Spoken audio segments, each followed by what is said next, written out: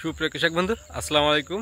আপনারা দেখছেন কৃষিবিদ, আমি আছি আকাশ। আপনাদের সাথে আজকে আলোচনা করব আপনারা বোরো ধান রোপণের পর যে কুয়াশাচ্ছন্ন আবহাওয়া বা কনকনে শীত পড়ে, সেই সময়ে আপনার ধানের চারা টিকানোর জন্য কি কি স্মার্ট পদক্ষেপ নিতে পারেন সেই বিষয়ে আজকে আলোচনা করব।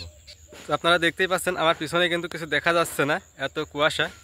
এখন বাজে কিন্তু বেলা প্রায় 9টা। এতই কুয়াশা যে কিছুই দেখা যাচ্ছে না একটু দূরের। তো এমন আবহাওয়া হলে কিন্তু দেখা যায় ধান গাছের গ্রোথ একদম থেমে থাকে। ধান গাছের কোনো গ্রোথ আসে না, কোনো কুশি আসে না, কোনো পাশকুশিও আসে না, শিকড়ও করে না। এমনকি অনেক সময় দেখা যায় যে ধানের চারা মরে যাচ্ছে। তো এই অবস্থাতে আপনি আপনার জমিতে কী কী পদক্ষেপ নেবেন সেই বিষয়ে আজকের আলোচনা।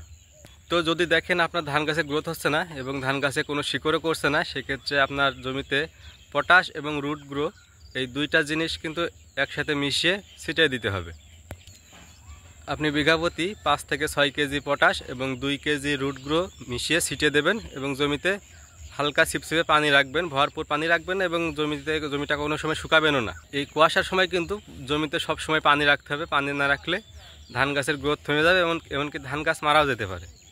তো এই দুইটা খাদ্য আপনার জমিতে দিলে আপনি 4-5 দিনের মধ্যে আপনার জমির পরিবর্তন দেখতে পারবেন। আপনার জমিতে কুশি করবে, জমিতে শিকড় করবে এবং ধান গাছের চেহারা অনেকটা ভালো হয়ে যাবে। তো আজকের ভিডিও পর্যন্তই, দেখা হবে নতুন কোনো ভিডিওতে। ততক্ষণ পর্যন্ত সুস্থ থাকুন, সুন্দর থাকুন। আল্লাহ হাফেজ।